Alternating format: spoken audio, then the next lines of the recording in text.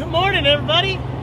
Saturday, I'm out here cruising. I've got a little mission today. I'm gonna go see somebody that is gonna change this truck. It's gonna do a lot of good things for me, and I'm excited. I always say I'm excited because life is good. Life is going really well right now, and I'm working, I'm getting things done, and finally getting back into action. I'm holding this camera again. That feels good. I'm trying not to kill myself while I'm driving, but we're getting a ticket. But yeah, everything's great, man. We're cruising today, and gonna go check out and talk to this guy. Yeah, like I just said, I just pulled in here to HOWE Power Steering. This is my buddy Jeff Howe. He's gonna show me what it's gonna take to stop this thing from whining like all those 4x4 videos I made. We're stuck apparently.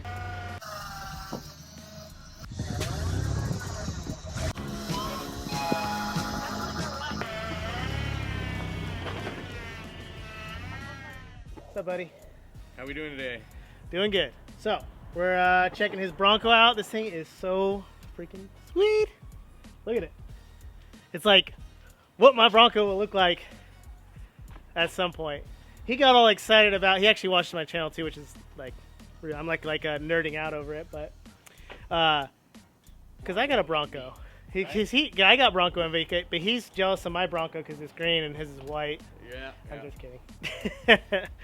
But he's yeah, this thing's super clean. I mean, we'll never have something this clean, but look at it. Ooh, it smells good too. We're here to talk about power steering pumps.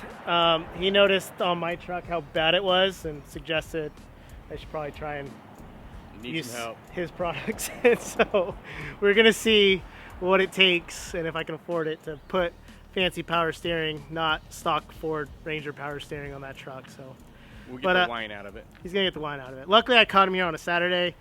He's out here prepping his truck a little bit for some future trips. Yeah, let's figure this out. Let's see what. Well, the best way to get rid of the whine is replacing the Ford pump altogether. It's a really lousy design. They whined and cried right off the factory floor. So what we do is we modify the bracket. We then put a GM style pump. GM makes the best pumps. We modify those to get a little more flow, a little more pressure to help make the steering gear stronger. But really, we start with the pump. He's really the guy in charge. Our focus is keeping him happy. If you keep that pump happy, the steering gear has no choice but to work right. So the way we do that is with our reservoir and with a filter. Using the right hoses is a big deal. To get the flow, you really want to feed that pump. Never starve it. Never want the pump to suck for its oil. All those little tricks really help. Good oil is a big deal. You would not run red ATF anymore like the Ford power steering had. You would run a GM oil.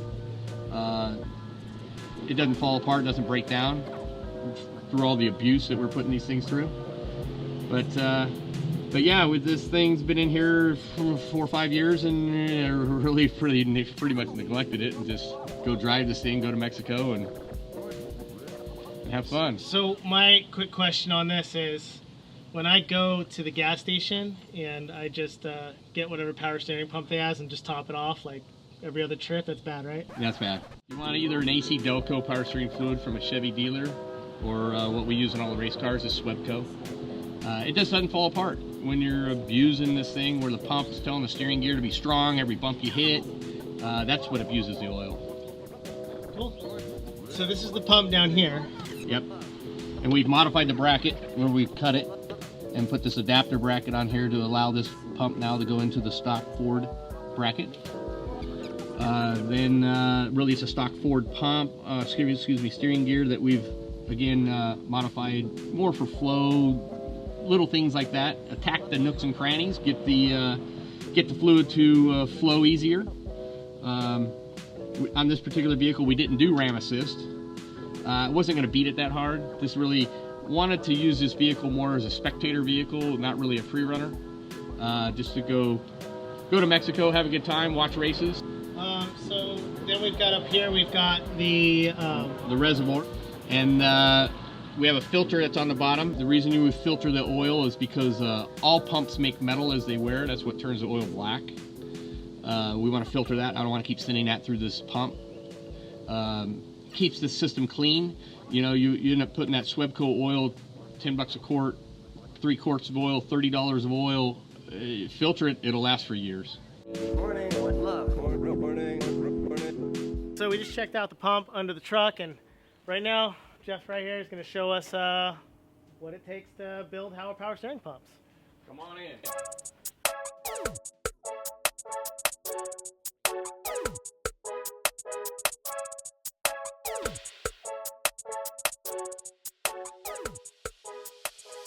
So how long have you been here? About 20 years. Cool. In this facility. And what part of the shop is this right here? Well, this is a clean room here. This is where all these parts are being checked in to be prepped. Parker's coming up. This trophy truck race, King of the Hammers, is coming up. Short course stuff's starting in March. Busy. Good. A lot of stuff going on. We've got a couple things here that are cool to check out. We've got Cameron Steele's Baja 1000 pumps. They're back in here for service. Everyone's truck's kind of torn down, getting ready for the new season. Got this rack and pinion down here from Rob Mack. Who else do we got here? Jimmy's Outback 4x4. Have you been to a shop? No, I've never been to a shop. But You should go to Jimmy's shop. Yeah, it's cool. They make some good stuff. No, it's just, it's country. Oh, cool. He lives in the middle of nowhere. I mean, there's a town there, but like, you're like, how is this business located? It's in the middle of nowhere. Really? And Never it's huge. It's huge though. He's one of those things you have to drive to all those different spots. Right. Anyways, he's a cool guy. I did not think, not to be rude, Jimmy, but you do not look like you own Jimmy's 4x4. You got the Arcieros over here. What's that over there? That's off a Camaro road race car they have. That the Albert Arciero races. Looks like you're doing a little bit of everything, but you really do focus on off-road desert racing, essentially, right? Yeah, hardcore desert racing is my love. You know, that's what I prefer to do. Okay. And so, like, you know, I've kind of got a desert truck. It's not a race truck, but, you know, it kind of needs a little next level help, and you're offering parts for that, right? Yeah, absolutely. We can take the wine away. Take the wine away. So we're starting to talk about pumps. And so, like, my stock pump right now, what is that going to produce as far as, and, like, why is this pump, not specifically this one, but a pump made by you guys for a Ford Ranger better? Well, the biggest reason is, obviously, you want to get rid of the wine. Okay. Yeah, the wine was bugging me, and all I could tell is that it wasn't good. Definitely wasn't good. It was still working. It drove me here. Yeah. But at some point, the pump's probably going to burn up.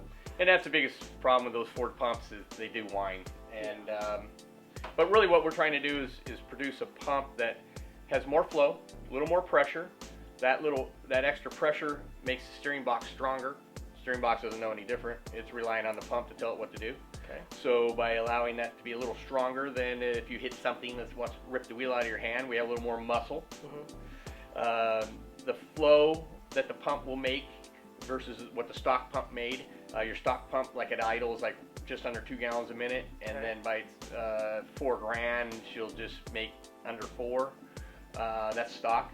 We'll modify it so the pump will do 3.5 gallons a minute at idle, and then just about $4,000, she's going to make just under 5. And really, what that computes to is that the more flow you have, the quicker the steering will react. It won't feel so lazy. Let's say, like when you're off the gas and in the parking lot or going slow, it'll have enough flow to help the steering respond better. And just like as a reference, like, you know, I'm driving this Ford Ranger, right, or Bronco or whatever, and these things came with like 29-inch tall tires from the factory, and then you put big 35-inch tires, and then you add leverage when you make everything wider, and it's just a lot of extra muscle to move around. Well, it comes down to, and I always laugh, I always say, well, the wheel guy screwed up steering. Because we pushed everything so far out. That's right. You've changed that kingpin inclination. The scrub radius is so out to lunch with these different offset wheels that now everybody wonders why the steering doesn't work. Okay. And that's really what we have to overcome. Got it. And like if always use this for as a reference is like a dually. A dually has that bubble-shaped offset wheel that, man, that tire's right back over the kingpin. That thing steers like a dream. Yep. Now you're making my job easy. You know, as soon as you start, you don't need that much power steering to help right. move the steering wheel around. Yeah, like the old days, it was manual steering, big steering wheel, but the wheel was everything. So the wheel is what screws up most, like Jeep guys and even desert racing. If you look at the short course cars, the 4-wheel drives, they have a flat offset wheel. The reason for that is so the torque steer doesn't try and take the steering wheel away from them. Pull it out of the hand. Yeah. That's right. So or fight the pump at that point. Absolutely, right? Or in the corner, it doesn't allow the car to push and want to continue up the track. It'll actually make the corner. So steering geometry, kingpin inclination, scrub radius, that's huge for us. Got it. Cool. Well, let's go see the rest of the shop and see what else we can get our hands on. All right. Maybe I can take something home with me today. There you go. So what we do back here is tear everything apart, get it ready. Gets inspected. Again, here's like Justin Lofton, stuff off his trophy truck. All his stuff's here ready to be torn down. We then, once we do that, again, we're checking out the pumps, we're checking out the parts, we're checking everything out. Then it goes in the solvent tank, gets cleaned. Back over here then is the mag flux machine for any of the components that we need to mag. A little machining here. We have a machine shop down the street. Try and keep that mess out of here. Yep. Keep this as a clean room environment as much as possible. With the mag machine, can you just a quick explanation of what you're looking for? Well, what we do when we get a steering box apart, or even like these pumps apart, we want to magnaflux this sector shaft here. We're looking for cracks anywhere in this area here. That machine will show us the cracks, let us know if we need to replace it. Yeah. Well, what's it showing you when you see what are you looking for under the tarp? Well, what we have is we have like a black light, intense light. We have a liquid mag, which is an iron-based material that when we magnetize it, it draws it into the cracks. Then it shows up on our black light as a green line. You'll definitely tell us if there's cracks. We don't only just mag our steering components. We mag spindles, A-arms, rear trailing arms, all sorts of components for Tisco, McMillan's, Jimco. A lot of these guys use our facility here for magnaflux, I should say. I think it'd be funny to take one of the beams off the Ranger and see how bad it is. Yeah. So yeah, we've got all the parts cleaned. Then we've magged them, and then if there's any modifications, right? What do we do next? Yeah, well, we have a little, like you said, light machining. If there's things that we need to machine, we also have a grind room that controls all the dirty environment.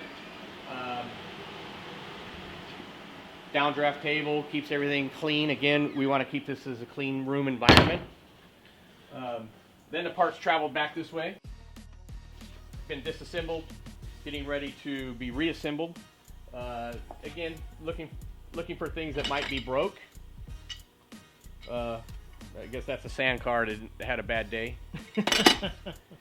We modify all sorts of, these are different pumps that we normally sell, but we help people out with their little projects. Yeah, so once the parts are reassembled, they then travel here to our dyno. We test everything that we service. We test steering boxes, the pumps, the control valves, all those for making sure the pumps have the proper pressure. One thing we do probably more than anyone else is that we really torture our pumps here at the dyno. We get them really hot. That's a point where that casting may fail.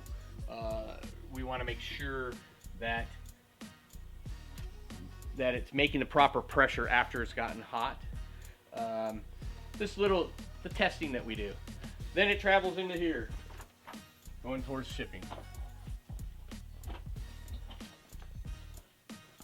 This is our shipping area where we send all of our parts out. I have my daughters working for me.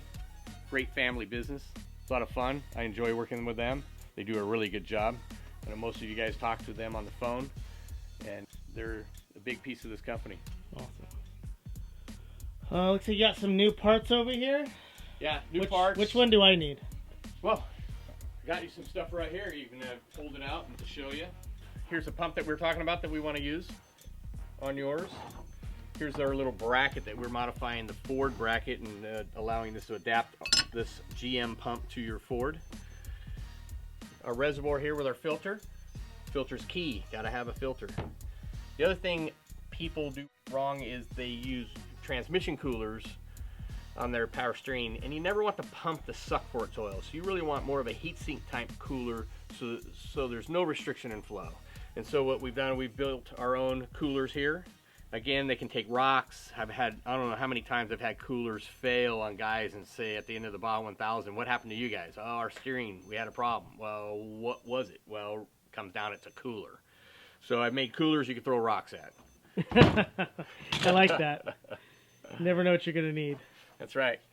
So what's cool is when you get the power steering pump, like I'm gonna get this bad dog today. Wifey doesn't know, but the credit card's about to get warm too, just like that pump. You get this fancy dancy paperwork right here. So this is, I mean, luckily he's gonna help me like understand what I'm doing, but he sends this out. It's a really good drawing of exactly what you need to know. And so today we're not dealing with any of hydro assist on the steering box. We're just dealing with the pump, the filter, right? Reservoir, filter, and the cooler. So pretty simple stuff. This bracket here, like you said, it just allows you to adapt it to a factory bracket. A little cutting involved, but nothing too much. And yeah, you're good to go. Get this pump, and no more noise whine. So the next thing you'll do, you'll bring me your steering box, but I'm going to have you mark the box to the pitman arm in such a way for internal stops. That's what we do. That's what we've perfected Ram Assist and the steering in for off-road racing back in the 80s before trophy trucks, when it was Class 8 trucks, and found out why the steering boxes were breaking. Well, we weren't paying attention to when the spindle stops and the box still has travel. It's trying to twist the box off the frame. It tries to twist the sector shaft. Really, if you look at that thing, it's a hydraulic tubing bender. You can get it to work for you or against you. So we put internal stops in, and this should cure the box from failing in the future. Perfect. So with that being said, on this box right here, which is messy and gonna leak everywhere, Yeah. can you show us unless it's gonna leak? These are the marks he's talking about. This box is a little beat up. It's probably not even gonna be used ever again, but basically you're marking the sector shaft, right? Yeah, you're marking the pitman arm. In this particular case, the customer had marked the sector shaft and kept the pitman arm. We can do it that way, but we prefer the pitman arm just to get better marks. The better job you do, the better job we do. Okay.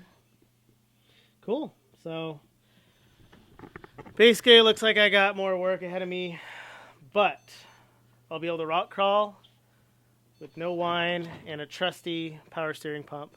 I mean, what happens is, so my power steering pump right now, say it fails, what can it actually lock up and burn the belts up and everything, or no? It could, but that's usually not the case. Okay. Just the performance goes away, where you'll feel, really pumps have two symptoms. Either they're real lazy at idle, where you have to give it gas to make it feel like it has power steering. And that's internal parts that are worn. Got it. Or they flat out don't work. When they flat out don't work, well, that's usually the check valve stuck in the pump. That's because you're not filtering the oil. You're not keeping it clean. All pumps make metal as they wear. That's what turns the oil black. Got it. So what we want to do is we want to prevent that from making that check valve stick in the future. But once you do that, the pumps are pretty reliable. Sweet. So last weekend when I went to Ocotillo for a night, I'm driving down the road and I'm barely turning the steering wheel just a little bit, and it's jumping. Is that? It's notchy. It's notchy, yeah. Yeah. Just the pump's wearing, you know. It's old. It's an old pump. It's old. Truck's got 210,000 miles on it, Yep. So well, I doubt that pump's well ever been you. I hope so. She's still working. So, anyways, Jeff, it's been great, man. Thank you so much. Thank you. Can't wait to get all this started and just keep upgrading the truck, keep progressing. You know. Feel free to call me. Yeah. Anybody needs help, give this guy a call. It's a small shop, big shop. He's got a lot of huge names here. I'm staring: Brad Lovell, Elias Hanna, Cameron Steele. Who else we got in here? We got Herps. Herps is out. Just every trophy truck you've ever seen, basically. There's probably a part of theirs somewhere in this shop. It's crazy. That's awesome. And I'm getting cool parts, and I feel like a big dog for a minute. Thanks, man. Yeah.